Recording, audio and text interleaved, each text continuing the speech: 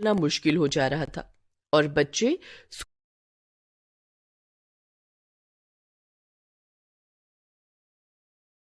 School जाने से डर रहे थे।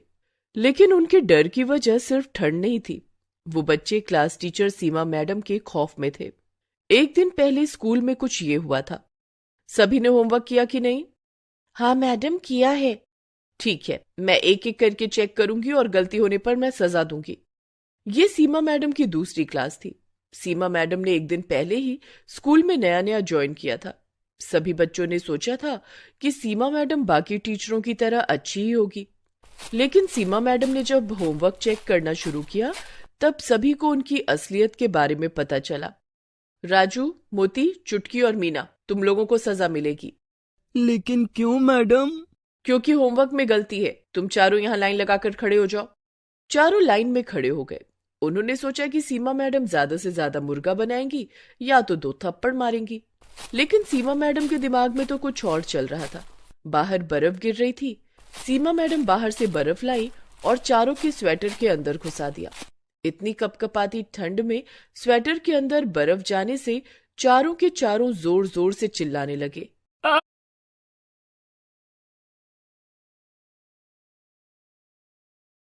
आ, आ, बहुत ठंडा है। आ, मैडम, मैडम बर्फ निकाल लीजिए मैडम, हमसे और गलती नहीं होगी। आह आह। लेकिन सीमा मैडम ने हंसते हुए कहा, बर्फ तो मैं नहीं निकालूंगी और कोई नहीं निकालेगा। ये सजा याद रहनी चाहिए, तब जाकर तुम लोग सुधरोगे। और हाँ, ये बात अगर घर पर किसी को बताई तो और ज्यादा सजा मिलेगी। सारे बच्चे बहुत डर गए। राजू, चुटकी, मोती और मीना चारों ठंड से कांपते हुए अपनी अपनी जगह पर बैठ गए। क्लास खत्म होने के बाद सीमा मैडम बाहर चली गई। तब बाकी बच्चों ने चारों के स्वेटर से बर्फ निकाल दिया। उनको थोड़ी सी राहत मिली। लेकिन तभी सीमा मैडम वापस आ गई। किसने निकाला बर्फ? किसने किया? किसी ने उत्तर नहीं दिया। मेरे मना करने के बावजूद तुम लोगों ने स्वेटर से बर्फ निकाला। तुम सब सजा के ही लायक हो, सबको सजा मिलेगी। ये बोलकर सीमा मैडम ने सभी के स्वेटर में बर्फ घुसा दिया और शाम तक घर लौटते लौटते सभी को जुकाम हो गया। राजू की माँ सुनीता कहने लगी, क्या हो गया बेटा? सुबह तक तो तू ठीक था, अचानक से जुकाम कैसे हो गया तुझे? राजू सब कुछ सच सच बताने जा ही रहा था, लेकिन तभी उसे सीमा मैडम की बात याद आ गई। और हाँ, ये बात अगर घर पर किसी को बताई तो और ज्यादा सजा मिलेगी। ये सोचकर राजू डर गया और उसने अपनी माँ से कहा, माँ, वो बाहर बहुत ठंड है ना, ऊपर से बर्फबारी भी हो रही है, इसीलिए ठंड लग गई है। मैं कल स्कूल नहीं जाऊंगा। नहीं जाएगा? लेकिन क्यों बेटा? थोड़ा सा जुकाम ही तो है। नहीं माँ, जुकाम ठीक होने के बाद ही स्कूल जाऊंगा। नहीं बेटा, एग्जाम सर पर है, अभी स्कूल जाना ही होगा। सुनीता ने राजू की बात नहीं मानी। उसने सोचा कि राजू छोटा है इसीलिए बहाना बना रहा है। अगले दिन राजू स्कूल गया। बाकी बच्चे भी स्कूल आ गए।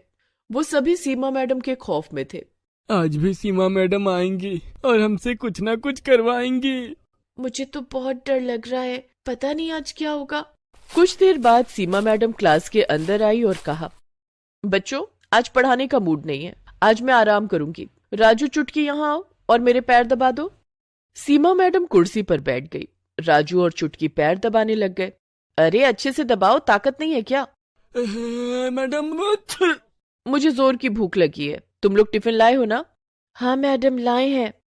हाँ तो एक एक करके मेरे सामने टिफिन ले आओ। जिसका खाना मुझे अच्छा नहीं लगेगा उसे सजा मिलेगी। ये सुनकर डर के मारे सभी बच्चों के हाथ पैर ठंडे पड़ गए। बच्चों ने अपना अपना टिफिन लेकर लाइन बना लिया। लाइन में सबसे आगे टीना थी। उसने सीमा मैडम को टिफिन खोल कर दिया। उसमें पूरी सब्जी और गाजर का हलवा था। अरे वाह, पूरी सब्जी और गाजर का हलवा, बहुत बढ़िया, खाकर देखती हूँ। सीमा मैडम ने पूरी सब्जी और गाजर का हलवा खाया और फिर उंगलियां चाटने लग गई। बहुत स्वादिष्ट था खाना। टीना, तुम बैठ सकती हो। उफ, आज तो बाल बाल बच गई। उसके बाद मीना टिफिन लेकर आई। उसकी माँ ने पोहा बनाकर दिया था। टिफिन खोलते ही सीमा मैडम ने मुंह बना लिया। अरे छी छी छी, सारा मूड खराब कर दिया। पोहा कौन खाता है यार? पोहा क्यों लाई है? मीना डर डर कर बोलने लगी, मुझे मुझे पोहा पसंद है मैडम, इसीलिए माँ ने बना कर दिया है। पोहा कितना सूखा होता है, पोहा नदी में फेंक दो तो नदी का पानी ही सूख जाएगा। मीना मन ही मन सोचने लगी, हाय, आज तो मर गई। मैडम को पोहा पसंद नहीं है। मीना, तूने मेरा मूड खराब किया है, मैं तुझे सजा दूंगी। मीना ने तुरंत रोते हुए सीमा मैडम के पैर पकड़ लिए। मुझे माफ कर दीजिए मैडम, मुझसे गलती हो गई, कल से मैं पूरी हलवाई लाऊंगी। लेकिन सीमा मैडम को तो सजा देकर मजा आता था।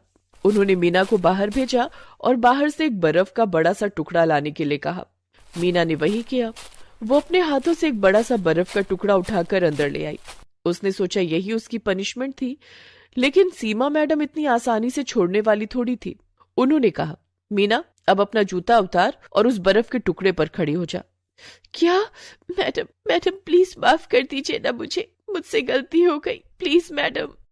लेकिन सीमा मैडम पर रोने धोने का असर नहीं होता था।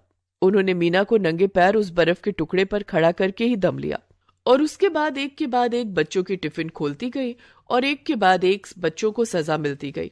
अंत में सीमा मैडम ने चुटकी और राजू का खाना भी खाया, लेकिन खाना पसंद न आने पर उन्होंने उन दोनों को भी बर्फ के टुकड़े पर नंगे पैर खड़ा कर दिया और फिर डंडे से सभी को मारने लगी। गंदा खाना लाते हो स्कूल में? तुम्हें शर्म नहीं आती?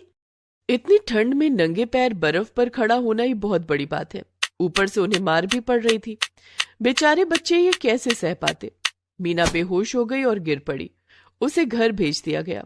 उसके माता पिता ने भी सोचा कि ज्यादा ठंड की वजह से हुआ ऐसा, लेकिन मीना भी अपनी माता पिता से सच कहने में डर रही थी।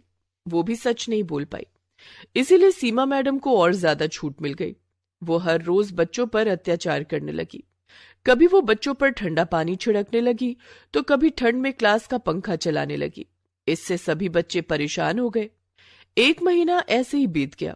स्कूल प्रिंसिपल को कुछ भी पता नहीं चला और 1 महीने से ये सब सहते सहते बच्चे परेशान हो गए। हमें कुछ करना होगा, ये सब कब तक चलता रहेगा? लेकिन हम क्या करेंगे राजू? मैडम बहुत शातिर है, हम बाहर कुछ भी बोलेंगे तो कौन हम पर यकीन करेगा?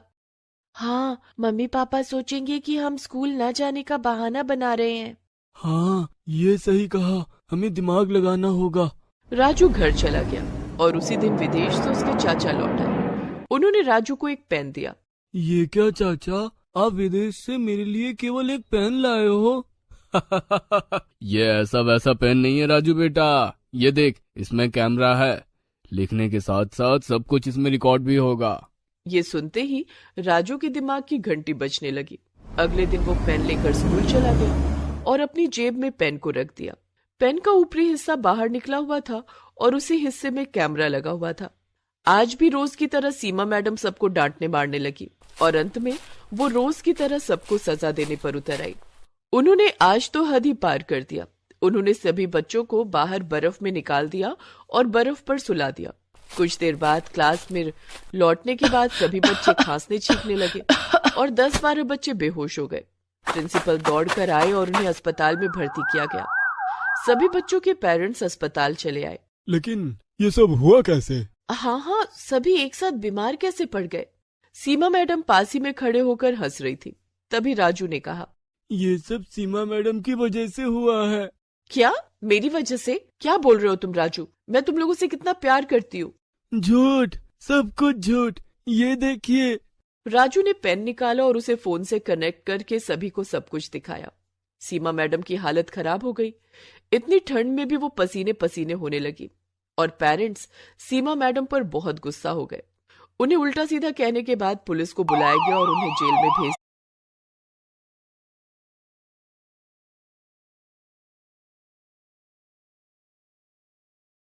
दिया गया। डॉक्टर ने सीमा का चेकअप करने के बाद कहा कि उन्हें एक मेंटल डिसऑर्डर है। बच्चों पर टॉर्चर करके उन्हें सुकून मिलता है।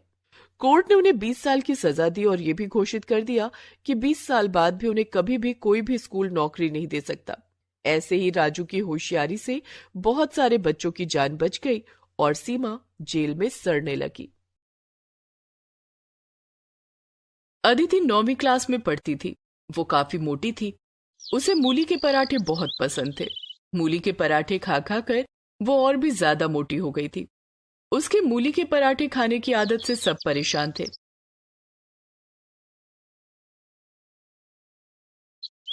अदिति बेटा, जल्दी से नाश्ता कर लो, स्कूल की बस आती ही होगी। माँ, आपने नाश्ते में क्या बनाया है? आज तो मैंने आलू के पराठे बनाए हैं। माँ, आपको पता है ना कि मुझे मूली के पराठे कितने पसंद हैं। आप मूली के पराठे क्यों नहीं बनाती? मैं स्कूल तभी जाऊंगी जब मुझे मूली के पराठे खाने को मिलेंगे। अदिति बेटा, अभी तो गर्मियों का मौसम है, मूली का सीजन तो ठंड में आता है। ठंड का मौसम आने दे, तुझे मूली के पराठे बनाकर खिलाऊंगी। प्रॉमिस? प्रॉमिस बेटा। अदिति उस दिन आलू के पराठे खाकर और वही लंच में लेकर स्कूल चली जाती है। लेकिन उस दिन से वो ठंड के आने का इंतजार करने लगती है। अक्टूबर का महीना था। अदिति जल्दी से अक्टूबर के खत्म होने का इंतजार करने लगती है। नवंबर से ठंड शुरू हो जाएगी, तब बाजार में मूली आ जाएगी और मम्मी मुझे मूली के पराठे बनाकर खिलाएगी। अदिति दिन गिन रही थी। कुछ दिनों के बाद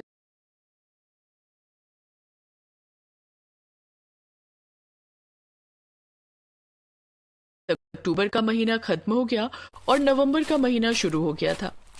अदिति एक दिन स्कूल बस से घर लौट रही थी, तभी उसने घर के पास देखा कि सब्जी वाला ठेले पर मूली बेच रहा था।